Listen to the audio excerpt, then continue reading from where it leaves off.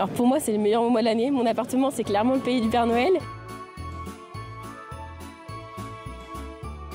Offrir un cadeau pour donner du sourire à ton prochain. En fait, aussi, ce que j'ai aimé, c'est que souvent, pendant des années, c'est moi qui déposais les cadeaux avec mon père sous le pied du sapin parce qu'on voulait faire un truc harmonieux.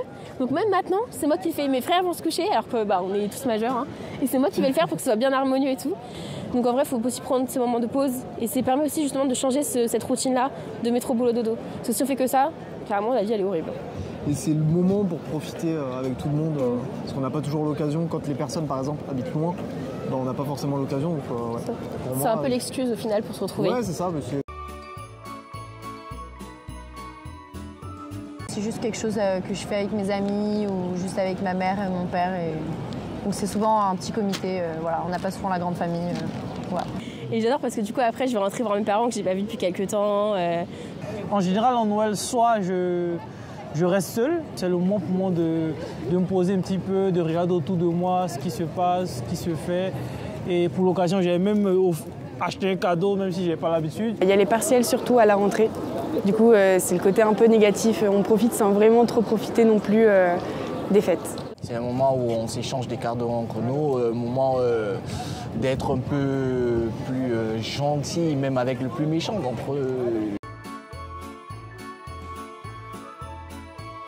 Les politiques. Ouais, c'est vrai que tu as toujours des avis politiques différents, etc. Et en plus, ouais, c'est vraiment un sujet, moi je préfère éviter. C'est souvent sujet à énorme embrouille, donc c'est vraiment politique, on n'en parle pas. C'est vraiment banni à table. Pour la politique, tout le monde n'aura pas le même avis, mais ça va, on peut quand même en parler sans que ça parte en débat. Et non, il n'y a pas forcément de sujet à éviter. Pour moi, pas de sujet à éviter. Si on me dit on évite tel sujet, je vais chercher la bête à chaque fois. Pourquoi éviter le sujet? Autant en parler si c'est un sujet à éviter. C'est comment ça se passe le boulot, ça se passe l'école. Voilà, c'est les critiques de famille.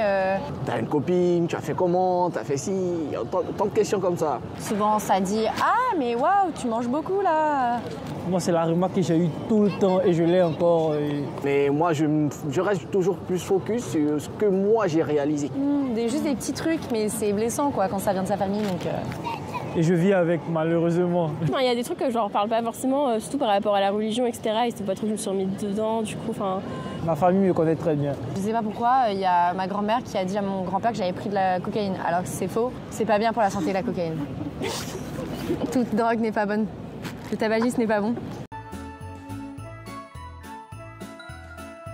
Mais il y a des trucs qui sont très perso, que c'est plus des trucs genre les copines savent et tout, que les parents. On peut pas vraiment très bien vous connaître.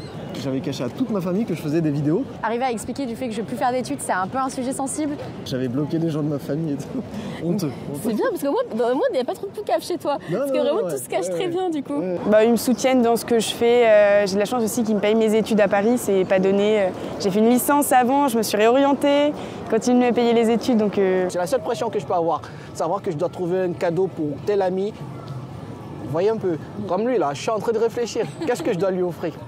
Mais venez faire Noël chez moi, les filles, y a pas de souci, avec plaisir.